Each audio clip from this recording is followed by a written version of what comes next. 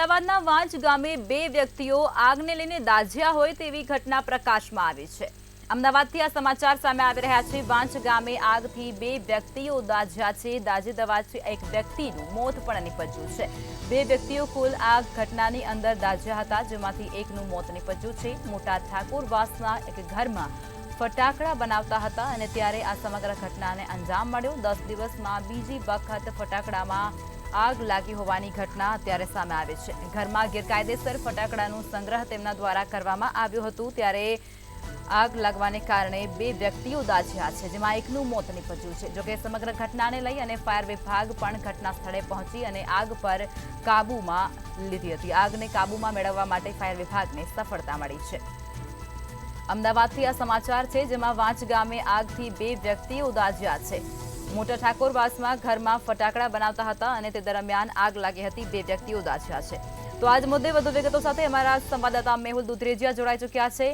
મેહુલ, વાંચ ગામે આગથી બે વ્યક્તિઓ દાઝ્યા છે અને એકનું મોત નિપજ્યું, શું છે સમગ્ર માહિતી? જે પ્રમાણે છેલ્લા 10 દિવસની અંદર વાંચ ગામ જ્યાં ફટાકડા વધારે બને છે, તે જે વાંચ ગામ આવ્યું છે ત્યાં 10 દિવસની અંદર બીજી આગની જે ઘટના બની છે, આજે આગ જે છે તે એક ઘરની અંદર લાગેલી છે। જે પ્રમાણે અત્યારે માહિતી મળી રહી છે કે આ જે આગ જે લાગી છે તે મકાનની અંદર ગેરકાયદેસર ફટાકડા બનાવવાનું જે કારખાનું છે તે રાખવામાં આવ્યું હતું અને ફટાકડાનો સ્ટોક પણ છે ત્યાં પણ ખૂબ જ વધારે હતો। ત્યારે તેને અચાનક જે બપોરના સમયે આગ લાગી હતી। જે આગ લાગતાની સાથે ત્યાં રાખેલા વાહનો જે છે અને સાથે જે કાર છે તે પણ સળગી ગઈ છે અને સાથે સાથે જે ઈજા છે, ઈજાગ્રસ્ત એક વ્યક્તિ છે સારવાર મળે છે, પહેલા તેનું મૃત્યુ પણ થયું છે। આ પ્રમાણે સમાચાર છે તે હાલ સામે આવી રહ્યા છે। પોલીસ અને ફાયર બ્રિગેડ જે ઘટના સ્થળે પહોંચીને 12 જેટલી ગાડી દ્વારા ફાયર બ્રિગેડ દ્વારા પાણી મારો ચલાવીને આગ ઉપર કાબુ મેળવી લેવામાં આવે છે। પરંતુ જે પ્રમાણે ગેરકાયદેસર ફટાકડાનું જે વેચાણ અને પ્રોડક્શન જે થઈ રહ્યું છે તેની અંદર આજે બીજી મોટી ઘટના જે છે તે અત્યારે જે સામે આવી છે। જે તમામ વિગતો આપી તે બદલ આભાર।